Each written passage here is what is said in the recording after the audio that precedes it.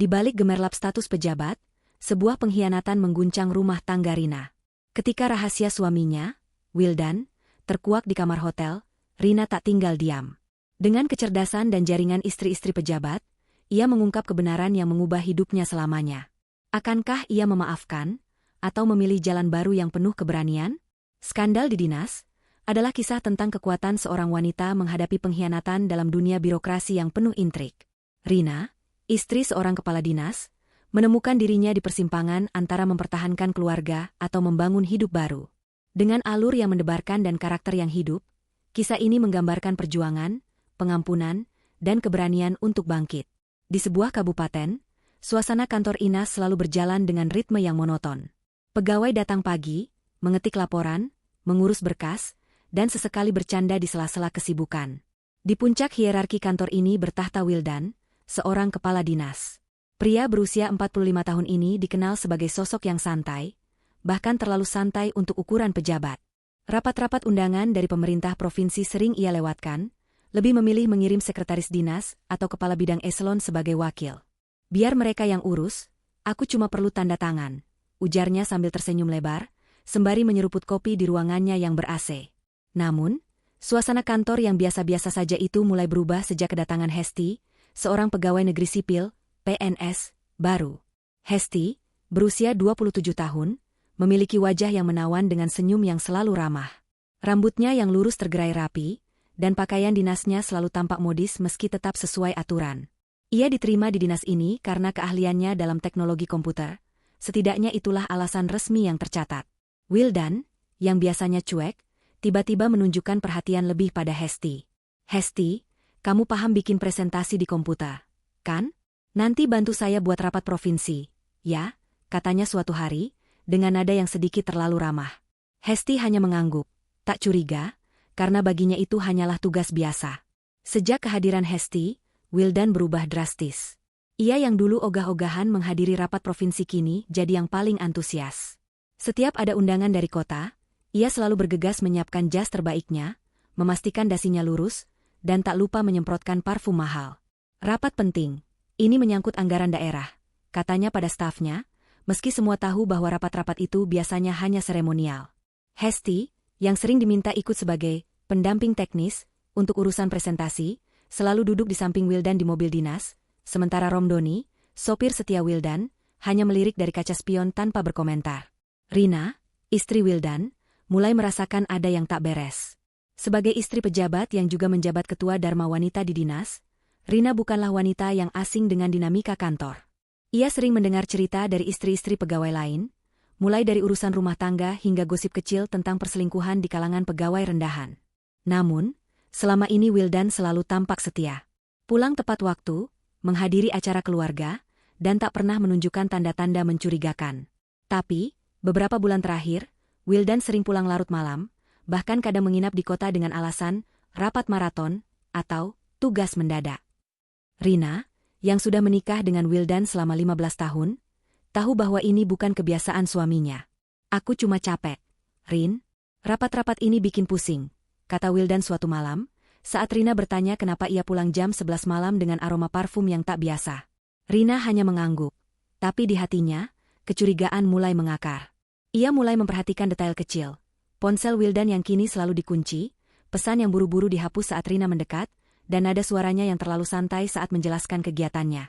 Rina bukan tipe wanita yang suka mengkonfrontasi tanpa bukti, jadi ia memutuskan untuk mencari tahu dengan caranya sendiri.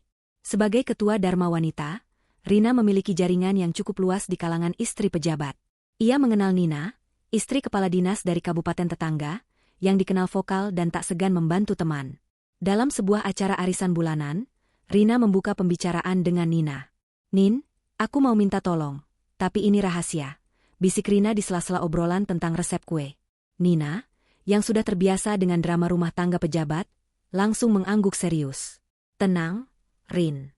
Apapun itu, aku bantu." "Ceritain dulu," jawabnya. Rina menceritakan kecurigaannya tentang Wildan, tanpa menyebut nama Hesti. Ia tahu, di dinas suaminya, semua bawahan cenderung diam karena takut kehilangan jabatan. Romdoni, sopir Wildan, jelas tak bisa diandalkan untuk membocorkan rahasia atasannya. Maka, Rina meminta Nina untuk menggunakan koneksi lain. Tono, sopir dinas suami Nina. Para sopir dinas, yang sering menunggu berjam-jam di warung kopi atau parkiran saat rapat berlangsung, punya kebiasaan mengobrol panjang. Dari cerita tentang Bapak K, yang pelit sampai urusan tip dan begitu ia kenal, bercampur dengan suara Hesti yang lembut. Rina merasa dunia seolah berputar. Ia mengetuk pintu dengan tangan gemetar, tak peduli apa yang akan terjadi selanjutnya. Pintu terbuka, dan wajah Wildan langsung memucat saat melihat Rina berdiri di ambang pintu. "Rin, kamu di sini?" katanya tergagap, sementara Hesti, yang berdiri di belakangnya dengan wajah panik, buru-buru merapikan bajunya. "Jadi ini rapat pentingmu, Mas?" tanya Rina, suaranya dingin tapi penuh amarah. Wildan mencoba menjelaskan, tapi kata-katanya tersendat. "Bukan begitu, Rin. Ini cuma urusan kerja," katanya lemah. Hesti, yang tak berani menatap Rina, hanya menunduk. Rina tak mau mendengar lebih banyak. "Aku sudah tahu semuanya, Mas. Dari Tono, dari Romdoni." "Kamu kira aku bodoh?" bentaknya, matanya berkaca-kaca tapi ia menahan air mata agar tak jatuh. Geger pun tak terhindarkan. Wildan, yang tahu skandal ini bisa menghancurkan karirnya, jatuh bersujud di kaki Rina. "Rin, aku salah. Aku hilaf. Jangan laporkan ini ke bupati atau gubernur, aku mohon. Aku janji gak akan ulang lagi," pintanya, suaranya bergetar. Hesti, yang masih diam, tampak ingin menghilang dari ruangan itu. Rina menatapnya dengan tatapan tajam. "Kamu, Hesti, aku gak nyangka kamu seberani ini," katanya, nada sinisnya menusuk. Hesti hanya bergumam permintaan maaf, tapi Rina tak peduli. Setelah beberapa saat yang terasa seperti abad, Rina mengambil keputusan. "Aku gak akan lapor, Mas. Tapi dengan syarat," katanya tegas. Wildan mengangguk cepat, siap menerima apapun. "Hesti harus pindah dari dinas ini. Aku gak mau dia ada di dekatmu lagi." Wildan, tanpa berpikir panjang, "Setuju. Aku urus, Rin. Dia akan dimutasi ke provinsi," katanya, berharap itu cukup untuk menyelamatkan rumah tangganya. Rina meninggalkan hotel dengan perasaan campur aduk. Amarah, kecewa, dan lega bercampur jadi satu. Ia tahu pernikahannya tak akan sama lagi, tapi setidaknya ia telah mengambil kendali. Malam itu, ia menghubungi Nina untuk menceritakan apa yang terjadi. "Nin, aku nangkap basah mereka. Tapi aku gak mau ini sampai ke bupati. Cukup Hesti dipindah," katanya. Nina, yang mendengar dengan serius, hanya menjawab, "Kamu kuat, Rin. Kalau butuh apa-apa, bilang aja." Keesokan harinya, kabar tentang mutasi Hesti menyebar di kantor. Tak ada yang berani bertanya langsung, tapi bisik-bisik di ruang kopi dan lorong kantor tak terhindarkan.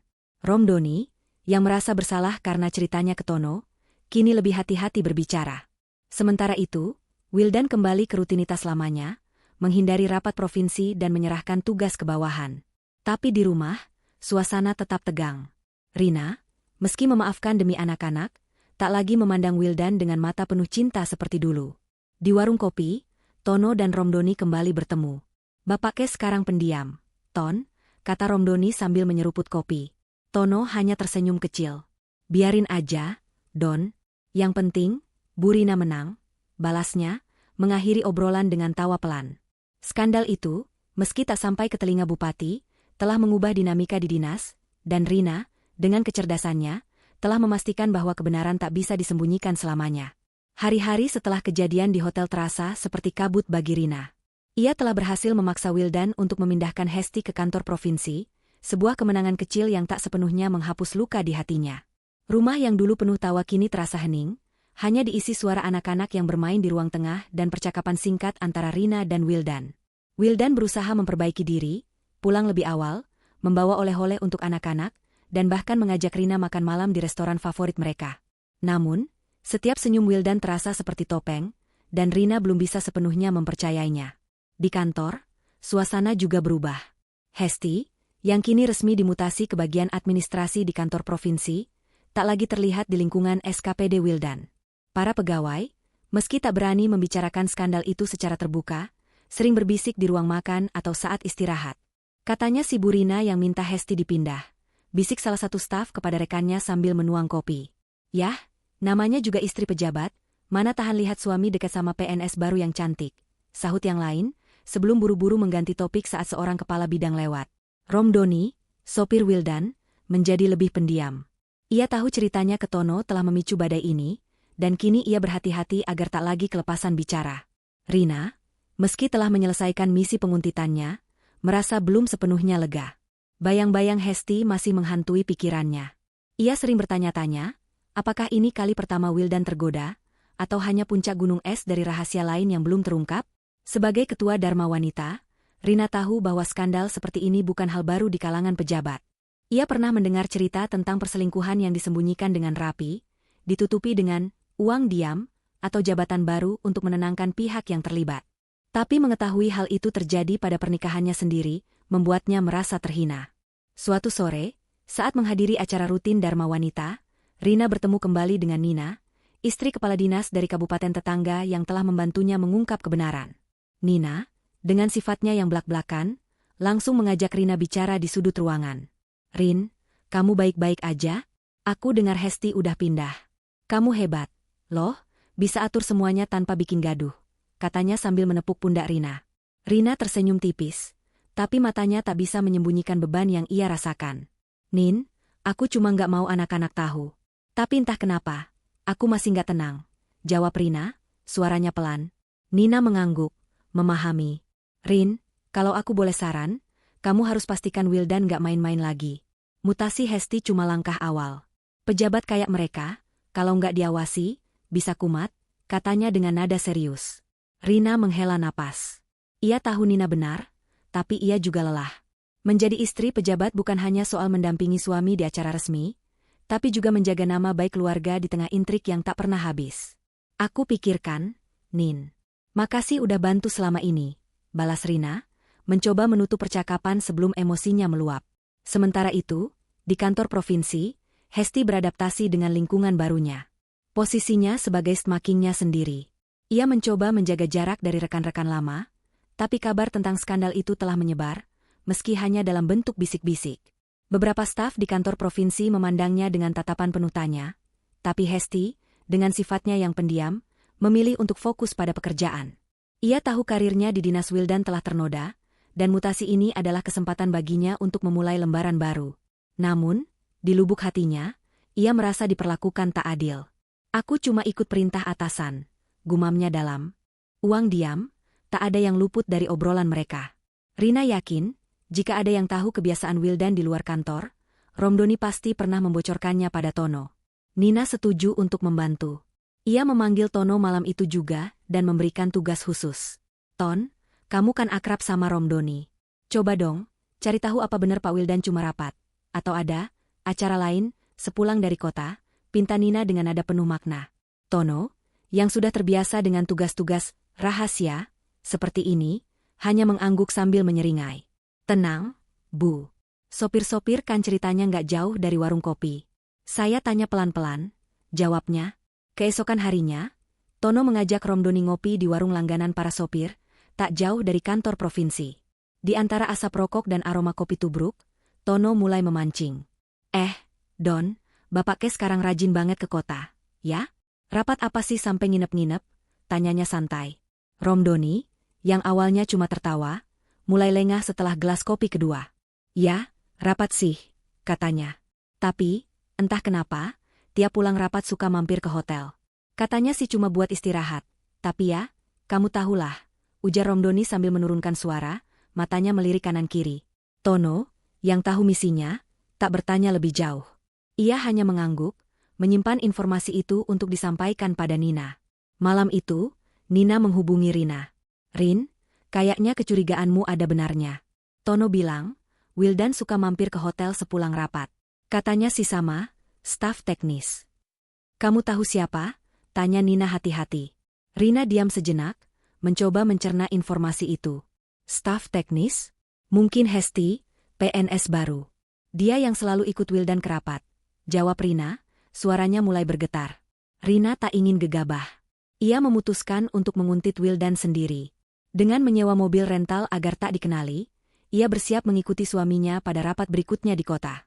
Di hatinya, ia berharap semua ini hanya salah paham. Namun, intuisinya berkata lain. Ia ingin melihat sendiri apa yang disembunyikan Wildan, dan jika benar Hesti terlibat, Rina tak akan tinggal diam.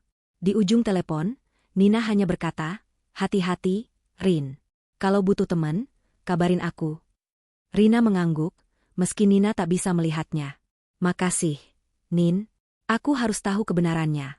Balasnya, tekadnya semakin kuat. Malam itu, Rina tak bisa tidur. Ia menatap foto pernikahannya dengan Wildan di dinding kamar, bertanya-tanya di mana letak kesalahannya. Apakah ini hanya godaan sesaat, atau Wildan benar-benar telah berpaling? Yang pasti, Rina bukan tipe wanita yang menyerah begitu saja. Esok hari, ia akan mulai misi penguntitannya, dan apapun yang ia temukan, ia sudah siap menghadapi badai yang mungkin datang. Rina terbangun dengan jantungan yang tak biasa pagi itu. Cahaya matahari pagi menyelinap melalui celah-celah tirai kamarnya, tapi pikirannya jauh dari ketenangan. Kecurigaannya terhadap Wildan, suaminya, kini bercampur dengan tekad untuk mengungkap kebenaran. Informasi dari Nina, yang diperoleh melalui Tono, sopir dinas suami Nina, masih bergema di kepalanya. Mampir ke hotel sepulang rapat, kata-kata itu terngiang seperti lonceng peringatan. Rina tahu, hari ini adalah hari rapat provinsi berikutnya, dan ia sudah menyiapkan rencana untuk menguntit Wildan tanpa sepengetahuannya. Rina sengaja tak memberitahu Wildan bahwa ia akan keluar rumah. Pagi itu, ia berpura-pura sibuk dengan urusan Dharma Wanita, mengatur acara arisan berikutnya melalui telepon. "Iya, Bu, nanti kita tambah menu kue tradisional," katanya pada salah satu anggota sambil melirik Wildan yang sedang bersiap berangkat. Wildan, seperti biasa, tampak rapi dengan jas abu-abu dan dasi merah kesukaannya. "Aku ke kota, Rin. Rapat penting, mungkin agak malam pulangnya," ujar Wildan sambil mencium pipi Rina sekilas. Rina hanya tersenyum tipis, menahan gejolak di hatinya. "Hati-hati, Mas," balasnya, suaranya datar. Setelah Wildan pergi bersama Romdoni, sopir dinasnya, Rina segera bergerak. Ia menghubungi sebuah jasa rental mobil di kota, memesan sedan sederhana yang tak akan menarik perhatian. "Jangan yang mencolok, Pak. Saya cuma perlu ke kota," katanya pada petugas rental. Dalam hati, ia merasa seperti detektif dalam sinetron yang sering ia tonton bersama anak-anaknya. Tapi kali ini, drama itu nyata, dan ia adalah pemeran utamanya. Rina tiba di kantor provinsi sekitar pukul 10 pagi, memarkir mobil rentalnya di sudut parkiran yang agak tersembunyi. Dari sana, ia bisa melihat mobil dinas Wildan, sebuah SUV hitam yang dikemudikan Romdoni.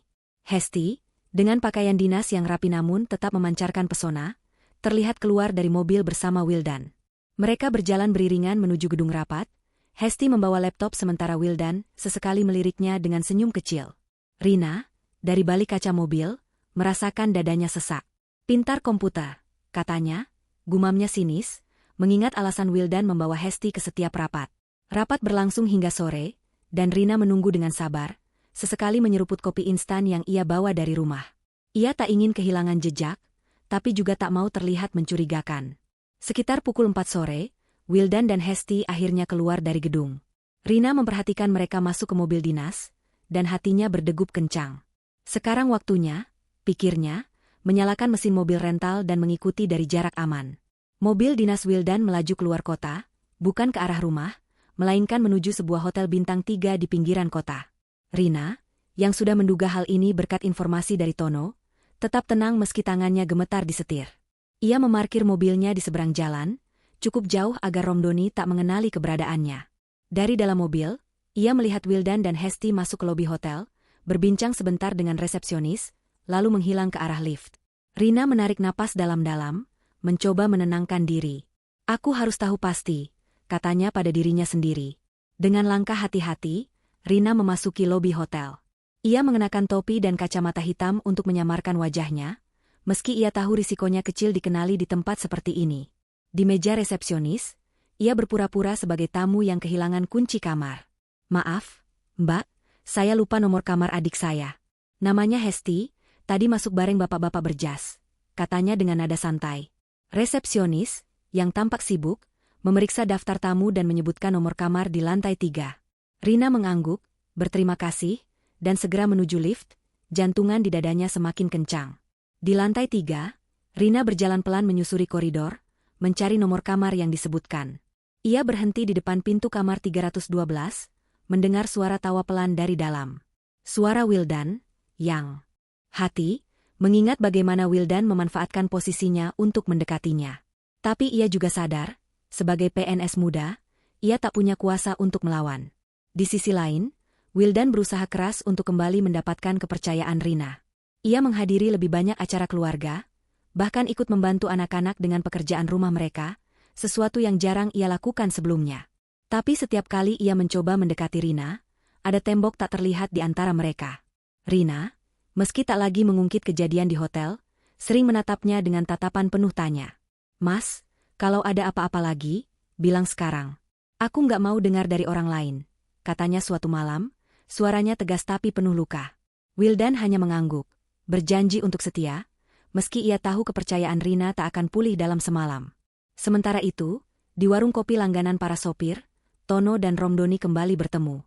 Romdoni, yang kini lebih waspada, tak lagi banyak bicara soal Bapak Ke. Tapi Tono, dengan sifatnya yang usil, tak bisa menahan diri untuk menggoda. "Don, Bapak Ke sekarang pendiam, ya? Takut ketahuan Bu Rina lagi, kali," katanya sambil terkekeh. Romdoni hanya menggeleng, menyeruput kopinya dengan wajah masam. "Udah, Ton. Jangan bikin ribut lagi. Aku kena semprot gara-gara cerita ke kamu," balasnya, setengah bercanda. Tapi di balik candaan itu, ia tahu posisinya sebagai sopir dinas bergantung pada kepercayaan Wildan, dan ia tak ingin kehilangan pekerjaan. Rina, yang masih mencoba menyembuhkan luka hatinya, mulai mencari cara untuk melindungi dirinya sendiri.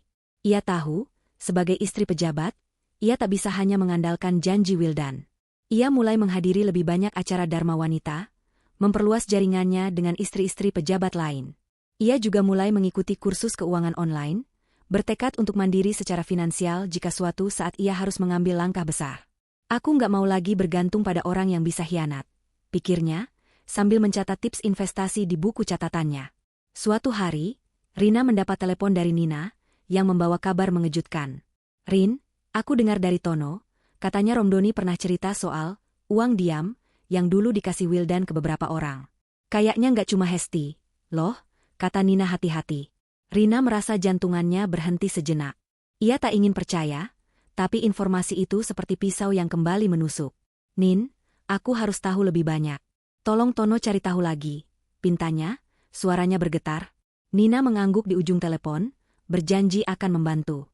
Malam itu, Rina duduk di teras rumah, menatap bintang-bintang. Ia tahu pernikahannya berada di ujung tanduk, tapi ia juga tahu ia punya kekuatan untuk menghadapi apapun yang akan datang. Dengan dukungan Nina dan jaringannya, ia mulai merancang langkah berikutnya. Apakah ia akan memaafkan Wildan lagi, atau mengambil jalan yang lebih tegas?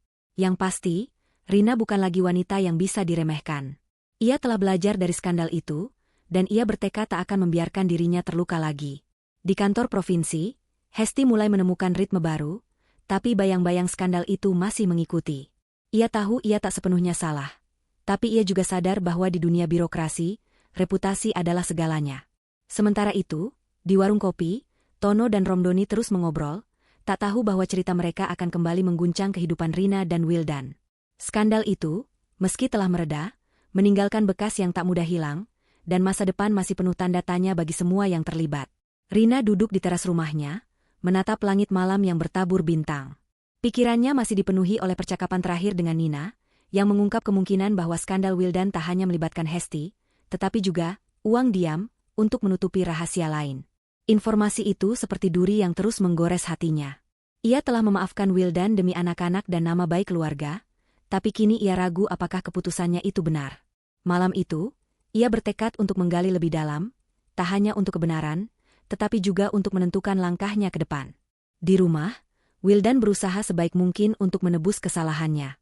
Ia kini rajin pulang tepat waktu, membawa buah tangan untuk anak-anak, dan bahkan membantu Rina menyiapkan makan malam. Namun, setiap gerak-geriknya terasa dipaksakan di mata Rina. "Mas, aku mau ke dokter mata besok. Anak-anak juga perlu cek kesehatan," kata Rina suatu malam, sengaja mengalihkan pembicaraan dari ketegangan yang masih menggantung. Wildan mengangguk cepat. "Iya, Rin, biar aku antar. Aku kosong besok." Rina hanya tersenyum kecil, tapi dalam hati ia tahu, kepercayaannya pada Wildan telah retak, mungkin selamanya. Sementara itu, di kantor provinsi, Hesti berusaha menyesuaikan diri dengan lingkungan baru. Posisinya sebagai staf administrasi jauh dari glamor, Tapi ia bersyukur masih memiliki pekerjaan. Bisik-bisik tentang skandalnya dengan Wildan masih terdengar di koridor kantor, tapi Hesti memilih untuk menunduk dan fokus pada tugas-tugasnya. Ia sering merenung, menyesali kepolosannya yang dimanfaatkan Wildan. Aku cuma ingin jadi PNS yang baik, gumamnya pada dirinya sendiri sambil mengetik laporan. Tapi ia juga tahu, di dunia birokrasi, reputasi adalah mata uang, dan miliknya telah ternoda. Kembali ke Rina, ia tak ingin lagi bergantung pada janji-janji Wildan. Ia mulai mengatur ulang hidupnya, mendaftar ke kursus keuangan online dan bahkan menghubungi seorang konsultan hukum untuk memahami haknya sebagai istri, seandainya ia memilih berpisah. Aku harus punya rencana cadangan, pikirnya, sambil mencatat saran dari konsultan tentang pembagian harta dan hak asuh anak. Rina juga semakin aktif di Dharma Wanita, memperkuat jaringannya dengan istri-istri pejabat lain. Ia tahu, dalam dunia yang penuh intrik ini, koneksi adalah kekuatan. Nina, yang tetap menjadi sekutu setia Rina, terus memantau perkembangan melalui Tono, sopir dinas suaminya. Dalam sebuah pertemuan di warung kopi, Tono kembali mengobrol dengan Romdoni, sopir Wildan, yang kini semakin tertutup. "Don, Bapak Kes sekarang kalem banget, ya? Apa takut ketahuan lagi?" tanya Tono sambil terkekeh, berusaha memecah suasana. Romdoni hanya menggeleng, wajahnya tegang. "Jangan ngomong sembarangan, Ton. Aku udah kena omel gara-gara cerita dulu," katanya, suaranya pelan. Tapi Tono, yang sudah terlatih memancing informasi, tak menyerah. Tapi beneran, Don, dulu Bapaknya kasih uang diam ke siapa aja? Bukan cuma Hesti, kan?" Romdoni melirik kanan-kiri, lalu berbisik, "Ada beberapa, Ton. Tapi aku nggak tahu detail. Cuma dengar-dengar, ada staf lain dulu, sebelum Hesti." Informasi itu sampai ke Nina, yang segera menghubungi Rina. "Rin, Tono bilang Wildan mungkin pernah main-main sebelum Hesti. Katanya ada uang diam buat staf lain. Kamu mau aku cari tahu lebih lanjut?" tanya Nina, nada suaranya penuh perhatian. Rina diam sejenak, mencerna kabar itu. "Nin, tolong cari tahu. Aku harus tahu seberapa jauh ini semua," jawabnya, suaranya tegas meski hatinya berguncang. Ia tak ingin lagi dikejutkan oleh rahasia baru, tapi ia juga tahu, setiap kebenaran baru akan menambah luka. Rina memutuskan untuk bertindak lebih proaktif. Ia menghubungi seorang teman lama di kantor provinsi, seorang PNS senior yang dikenal punya akses ke banyak informasi. "Mbak Sari, aku perlu bantuan. Aku dengar ada cerita soal Wildan sama staf lain sebelum Hesti." "Mbak tahu apa?" tanyanya hati-hati. Sari, yang sudah lama mengenal Rina, menghela napas. "Rin, aku nggak mau bikin kamu sedih, tapi memang pernah ada desas-desus soal Wildan sama seorang staf kontrak, sekitar 2 tahun lalu. Katanya sih diselesaikan dengan kompensasi, biar diam. Tapi aku nggak punya bukti, cuma dengar dari teman." Rina mengangguk, mencoba menahan emosi. "Makasih, Mbak. Aku cuma mau tahu," katanya, lalu menutup telepon. Malam itu, Rina tak bisa tidur. Ia duduk di ruang tamu, menatap foto pernikahan mereka yang tergantung di dinding. Kenangan 15 tahun bersama Wildan terasa seperti ilusi. Ia mulai mempertanyakan setiap momen, setiap alasan Wildan pulang larut, setiap perjalanan dinas yang ia anggap biasa. "Berapa banyak yang kamu sembunyikan, Mas?" gumamnya, air matanya akhirnya jatuh. Tapi Rina bukan tipe yang larut dalam tangis. Ia mengelap air matanya, mengambil buku catatan, dan mulai menulis rencana, berbicara dengan Wildan, menuntut kejujuran penuh, atau, jika perlu, mengambil langkah hukum. Keesokan harinya, Rina mengajak Wildan bicara serius. Di ruang makan, setelah anak-anak tidur, ia menatap suaminya dengan tatapan tajam. "Mas, aku tahu soal Hesti bukan yang pertama. Ada staf lain sebelumnya, kan? Jangan bohongi aku lagi," katanya, suaranya dingin. Wildan, yang tak menduga Rina tahu begitu banyak, memucat. "Rin, itu cuma kesalahan kecil. Aku udah selesaikan, nggak ada yang serius," katanya tergagap, mencoba meredakan situasi. Tapi Rina tak mau lagi mendengar alasan. "Aku nggak mau cerita dari orang lain lagi, Mas. Kalau kamu nggak jujur sekarang, kita selesai," ancamnya. Wildan, yang tahu 10 tahun ke depan. "Aku akan jujur, Rin. Tapi tolong, jangan hancurkan keluarga kita," pintanya, suaranya bergetar. Rina menatapnya dengan dingin. "Keluarga ini sudah kamu hancurkan, Mas. Sekarang, aku yang akan menentukan apa yang terbaik untuk aku dan anak-anak," katanya, lalu bangkit dan meninggalkan ruangan. Wildan terduduk, tahu bahwa ia telah kehilangan lebih dari sekadar kepercayaan istrinya. Di kantor provinsi, Hesti mulai membangun reputasi baru, tapi ia tetap membawa beban masa lalu. Sementara itu, di warung kopi, Tono dan Romdoni masih mengobrol, tak tahu bahwa cerita mereka telah mengubah hidup banyak orang. Rina, kini berdiri di persimpangan, siap mengambil kendali atas nasibnya sendiri, dengan atau tanpa Wildan di sisinya. Rina duduk di sofa ruang tamu, menatap ponselnya dengan pandangan kosong. Malam itu sunyi, hanya suara jangkrik dari luar rumah yang terdengar. Anak-anak sudah tidur, dan Wildan, yang kini tidur di kamar terpisah, tak berani mengganggu. Setelah konfrontasi keras beberapa malam lalu, Rina merasa seperti hidup di antara dua dunia. Satu sebagai istri pejabat yang menjaga penampilan, dan satu lagi sebagai wanita yang sedang mencari jalan keluar dari luka pengkhianatan.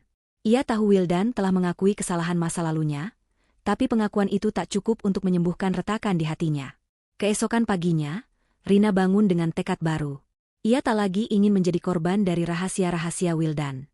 Di meja makan, ia berbicara dengan nada datar kepada Wildan, "Mas, aku akan ke Jakarta minggu depan. Ada pelatihan keuangan buat Dharma Wanita." Wildan mengangguk, wajahnya penuh harap. "Bagus, Rin. Kamu perlu refreshing," katanya, mencoba meraih tangan Rina. Tapi Rina menarik tangannya perlahan, matanya dingin. "Bukan refreshing, Mas. Aku mau belajar berdiri sendiri," jawabnya, lalu pergi ke dapur. Wildan terdiam, tahu bahwa pernikahannya berada di ujung tanduk. Di kantor provinsi, Hesti mulai menemukan ritme baru. Ia bekerja keras untuk membuktikan kemampuannya, meski bayang-bayang skandal masih mengikuti. Rekan-rekan kerjanya tak lagi berbisik tentang masa lalunya, tapi Hesti merasa seperti orang asing di antara mereka. Ia sering menghabiskan waktu makan siang sendirian, mengetik laporan atau membaca buku untuk mengalihkan pikiran. Dalam hati, ia menyesali kenaifannya, tapi juga bertekad untuk tak lagi menjadi korban ambisi orang lain. "Aku harus kuat," gumamnya, menatap layar komputernya dengan tekad baru. Sementara itu, Rina menghubungi Nina untuk menceritakan rencananya ke Jakarta. "Nin, aku mau ikut pelatihan keuangan, tapi sebenarnya aku juga mau ketemu konsultan hukum di sana. Aku harus tahu pilihan-pilihanku," katanya melalui telepon. Nina, yang selalu mendukung, menjawab dengan semangat, "Kamu hebat, Rin. Apapun yang kamu putuskan, aku dukung. Kalau perlu teman, aku bisa ke Jakarta juga." Rina tersenyum kecil, merasa sedikit lega memiliki sahabat seperti Nina. "Makasih, Nin. Aku akan kabarin," balasnya, merasa sedikit beban terangkat dari pundaknya. Di warung kopi langganan para sopir, Tono dan Romdoni kembali bertemu. Romdoni, yang kini lebih pendiam, tampak gelisah. "Ton, Bapak Kes sekarang aneh. Pulang cepat, nggak banyak omong.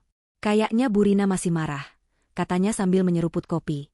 Tono, yang tak pernah kehabisan canda, terkekeh. "Ya iyalah, Don. Bapak Ke ketahuan main api, mana bisa gampang dilupain. Tapi Bu Rina kuat, dia pasti punya rencana." Romdoni mengangguk pelan, tahu bahwa Tono benar. Ia merasa bersalah telah membocorkan rahasia Wildan, tapi juga lega karena Rina tak membiarkan dirinya terus dibodohi. Rina tiba di Jakarta dengan semangat baru. Pelatihan keuangan yang ia ikuti memberinya wawasan tentang investasi dan pengelolaan keuangan pribadi, sesuatu yang selama ini ia abaikan karena sibuk menjadi istri pejabat. Di sela-sela pelatihan, ia bertemu dengan seorang konsultan hukum, Ibu Anita, yang dikenalkan oleh seorang anggota Dharma Wanita. "Bu Rina, kalau Ibu ingin bercerai, harta bersama bisa dibagi rata, tapi ada beberapa hal yang harus diperhatikan, terutama soal anak-anak," jelas Anita dengan tenang. Rina mendengarkan dengan saksama, mencatat setiap detail. "Saya belum yakin mau cerai, Bu. Tapi saya harus tahu semua opsi," katanya, suaranya mantap meski hatinya masih goyah. Malam itu, di kamar hotel di Jakarta, Rina menatap kota dari jendela. Lampu-lampu gedung berkelap-kelip, tapi pikirannya penuh dengan bayangan masa depan. Ia membayangkan hidup tanpa Wildan, membesarkan anak-anak sendiri, dan membangun karir baru. Tapi ia juga memikirkan anak-anak, yang masih membutuhkan figur ayah. "Apa aku bisa melakukannya?" tanyanya pada dirinya sendiri. Tiba-tiba, ponselnya berbunyi. Pesan dari Nina, "Rin, apa kabar? Semangat ya, kamu pasti bisa hadapi ini semua." Rina tersenyum, merasa diperkuat oleh dukungan sahabatnya. Kembali di kampung halaman, Wildan mulai merasakan tekanan dari perubahan sikap Rina. Ia tahu ia telah kehilangan kepercayaan istrinya, tapi ia tak tahu caranya memperbaiki semuanya. Ia mulai menghadiri konseling pernikahan seorang diri, berharap bisa menemukan cara untuk meyakinkan Rina. Saya hilaf, Pak. Tapi saya nggak mau kehilangan keluarga saya, katanya pada konselor, suaranya penuh penyesalan. Konselor mengangguk, perubahan butuh waktu, Pak. Tapi kejujuran dan konsistensi adalah kuncinya. Wildan mengangguk, tapi di hatinya, ia tahu Rina tak akan mudah memaafkan. Di kantor provinsi, Hesti mendapat kesempatan untuk memimpin proyek kecil, sebuah langkah awal untuk membangun kembali reputasinya. Ia bekerja keras, bertekad membuktikan bahwa ia lebih dari sekadar skandal masa lalu. Rekan-rekannya mulai menghormati dedikasinya, dan Hesti merasa sedikit harapan kembali. Ini kesempatanku, pikirnya, sambil tersenyum kecil saat menyelesaikan laporan terbarunya. Rina kembali dari Jakarta dengan semangat baru. Ia tak lagi merasa sebagai korban, tapi sebagai wanita yang punya kendali atas hidupnya. Di meja makan, ia berkata kepada Wildan, "Mas, aku nggak tahu apa yang akan terjadi dengan kita. Tapi aku nggak akan tinggal diam lagi. Aku akan jaga anak-anak dan diriku sendiri, apapun yang terjadi." Wildan menatapnya, matanya penuh penyesalan. "Aku akan buktikan, Rin. Aku akan berubah," katanya, tapi Rina hanya mengangguk, tak lagi mempercayai janji-janji. Di warung kopi, Tono dan Romdoni masih mengobrol, tapi topiknya kini lebih ringan. "Bapak Kes sekarang kayak anak sekolah, Don. Pulang cepet, takut dimarahin," canda Tono. Romdoni tersenyum tipis, "Biarin aja, Ton. Yang penting keluarganya utuh." Tapi di hati Romdoni, ia tahu bahwa Rina bukan lagi wanita yang bisa diremehkan. Rina, dengan kekuatan barunya, siap menghadapi apapun yang menantinya, dan dunia tahu bahwa ia tak akan mundur lagi. Rina berdiri di depan cermin, menatap bayangannya sendiri. Wanita yang ia lihat kini bukan lagi istri pejabat yang hanya mengikuti arus, tetapi seseorang yang telah menemukan kekuatan dalam dirinya. Setelah kembali dari Jakarta, ia merasa lebih percaya diri, bersenjatakan pengetahuan baru tentang keuangan dan hak hukumnya. Namun, di hatinya, ia masih bergumul dengan keputusan besar. Apakah ia akan tetap bersama Wildan demi anak-anak, atau memulai hidup baru yang bebas dari bayang-bayang pengkhianatan? Pagi itu, ia memutuskan untuk fokus pada langkah kecil, membangun fondasi untuk masa depan yang lebih mandiri. Di rumah, suasana tetap tegang. Wildan berusaha keras untuk memperbaiki hubungan mereka, tapi setiap usahanya terasa seperti setetes air di lautan kekecewaan Rina. "Rin, aku ajak anak-anak ke taman minggu ini, ya? Kita piknik bareng," kata Wildan suatu pagi, suaranya penuh harap. Rina mengangguk tanpa banyak kata, "Terserah, Mas. Yang penting anak-anak senang." Wildan tahu, di balik nada datar Rina, ada jurang yang belum bisa ia lewati. Ia mulai menghadiri sesi konseling pernikahan secara rutin, berharap menemukan cara untuk membuktikan perubahan, tapi ia juga sadar bahwa waktu mungkin tak lagi berpihak padanya. Di kantor provinsi, Hesti mulai menunjukkan kemajuan. Proyek kecil yang ia pimpin mendapat pujian dari atasan, dan ia perlahan mendapatkan kepercayaan rekan-rekannya. Meski demikian, ia masih merasa terisolasi. Skandal dengan Wildan telah meninggalkan bekas, dan ia tahu beberapa rekan kerjanya masih memandangnya dengan curiga. Dalam diam, Hesti berjanji pada dirinya sendiri untuk tidak lagi membiarkan orang lain menentukan nilai dirinya.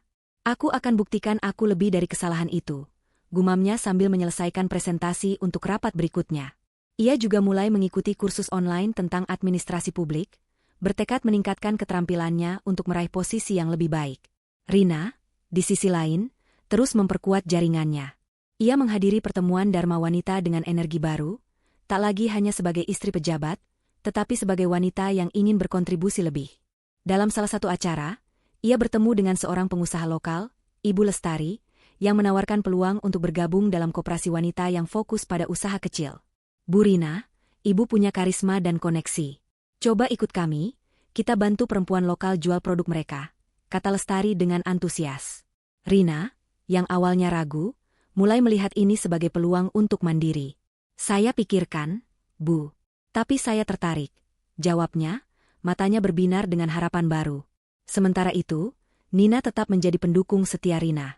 Dalam sebuah panggilan telepon, Nina berbagi kabar dari Tono, sopir dinas suaminya.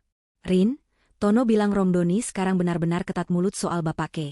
Kayaknya Wildan benar-benar kapok," katanya sambil tertawa kecil. Rina tersenyum, tapi hatinya masih berat. "Nin, Aku nggak tahu apakah aku bisa percaya lagi. Tapi aku nggak mau hidup dalam ketakutan, katanya. Nina mengangguk di ujung telepon. Kamu kuat, Rin. Apapun yang kamu pilih, aku yakin kamu akan baik-baik saja. Di warung kopi, Tono dan Romdoni kembali bertemu, tapi suasana kini lebih ringan. Ton, Bapak Kes sekarang kayak orang takut dosa. Pulang cepet, nggak pernah mampir kemana-mana, kata Romdoni, sedikit lega. Tono terkekeh. Ya iyalah, Don. Bu Rina bukan main-main. Dia kayak detektif, tahu semua. Romdoni mengangguk, tapi di hatinya, ia masih merasa bersalah karena perannya dalam membocorkan rahasia Wildan. Ia kini berjanji untuk setia pada tugasnya sebagai sopir, tanpa lagi terlibat dalam gosip. Suatu malam, Rina memutuskan untuk berbicara jujur dengan Wildan. Di ruang tamu, dengan hanya lampu meja yang menyala, ia menatap suaminya dengan tegas. Mas, aku tahu kamu berusaha. Tapi aku nggak bisa bohong, aku belum bisa percaya penuh. Aku akan kasih waktu, tapi aku juga sedang bangun hidupku sendiri. Kalau kamu khianati aku lagi, aku nggak akan ragu untuk pergi, katanya, suaranya mantap. Wildan menunduk, tahu bahwa ia tak punya hak untuk membantah. Aku ngerti, Rin. Aku akan buktikan aku bisa berubah. Jawabnya, suaranya pelan tapi tulus. Rina mengangguk, tapi di hatinya, ia tahu keputusan akhir ada padanya. Ia mulai aktif di koperasi wanita bersama Ibu Lestari, membantu memasarkan produk lokal seperti kain tenun dan makanan tradisional. Kegiatan ini memberinya rasa percaya diri baru, sesuatu yang tak lagi bergantung pada statusnya sebagai istri Wildan. Anak-anaknya juga mulai melihat perubahan pada ibunya, yang kini lebih sering tersenyum dan bercerita tentang proyek-proyeknya. Bu, ibu kok sekarang lebih semangat? Tanya putri sulungnya suatu hari. Rina hanya mengelus kepala anaknya, ibu cuma ingin jadi versi terbaik untuk kalian, jawabnya lembut. Di kantor provinsi, Hesti mendapat promosi kecil sebagai koordinator tim administrasi, sebuah langkah yang membuatnya merasa dihargai. Ia mulai membuka diri pada rekan-rekan kerjanya, bahkan berteman dengan beberapa di antaranya. Mungkin ini awal baru, pikirnya, sambil tersenyum pada dirinya sendiri di cermin kantor. Rina, kini berdiri lebih tegak, tahu bahwa ia telah menemukan kekuatannya. Ia tak lagi hanya istri Wildan, tetapi Rina, wanita yang siap menentukan nasibnya sendiri. Di warung kopi, Tono dan Romdoni masih mengobrol, tapi kini dengan nada penuh kekaguman. Bu Rina itu luar biasa, Don. Bapaknya mungkin menyesal seumur hidup, kata Tono sambil tersenyum. Romdoni mengangguk. Iya, Ton. Tapi kalau Bu Rina bahagia, itu yang penting. Dan di malam yang sunyi, Rina menatap bintang-bintang, tahu bahwa apapun yang terjadi, ia akan baik-baik saja.